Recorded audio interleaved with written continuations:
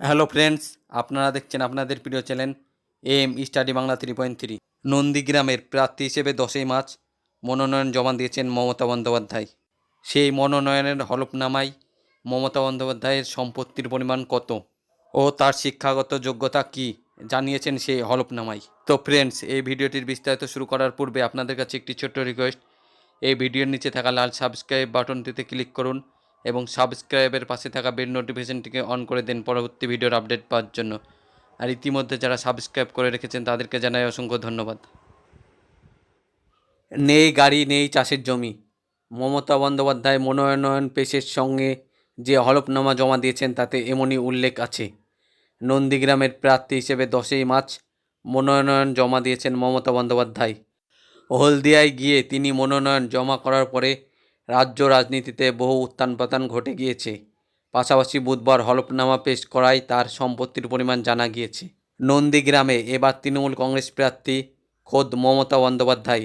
গত দুদিন ধরে তিনি নন্দীগ্রামে প্রচার চালিয়েছেন। এই মুহূর্তে তিনি ভোট প্রচারে গিয়ে আহত হয়ে আপাতত SSKM হাসপাতালে ভর্তি। 10ই মার্চ তিনি মনোনয়ন জমা দিয়েছেন। সেই মনোনয়নে তিনি উল্লেখ করেছেন তার হাতে নগদ টাকার পরিমাণ রয়েছে 69,255 টাকা। তবে ব্যাংক ও ন্যাশনাল সেভিং সার্টিফিকেটও তার রয়েছে। সেখানে তার 16,72,352 টাকা আছে, যা অস্থাবর সম্পত্তি হিসেবে আছে। এছাড়াও অলংকার তার কাছে আছে প্রায় 9 গ্রাম।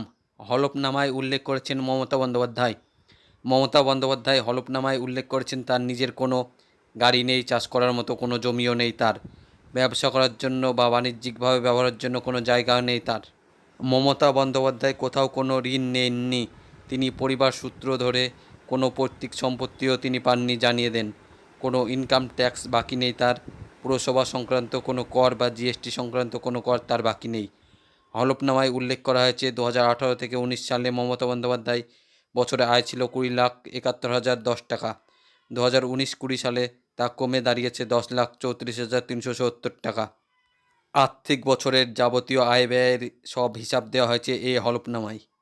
মমতা বন্দ্যোপাধ্যায় তার শিক্ষাগত যোগ্যতা প্রসঙ্গে জানিয়েছেন, তিনি কলকাতা বিশ্ববিদ্যালয় থেকে স্নাতকোত্তর ডিগ্রি পান। যোগেশচন্দ্র চৌধুরী কলেজ থেকে তিনি আইনে স্নাতক হয়েছেন।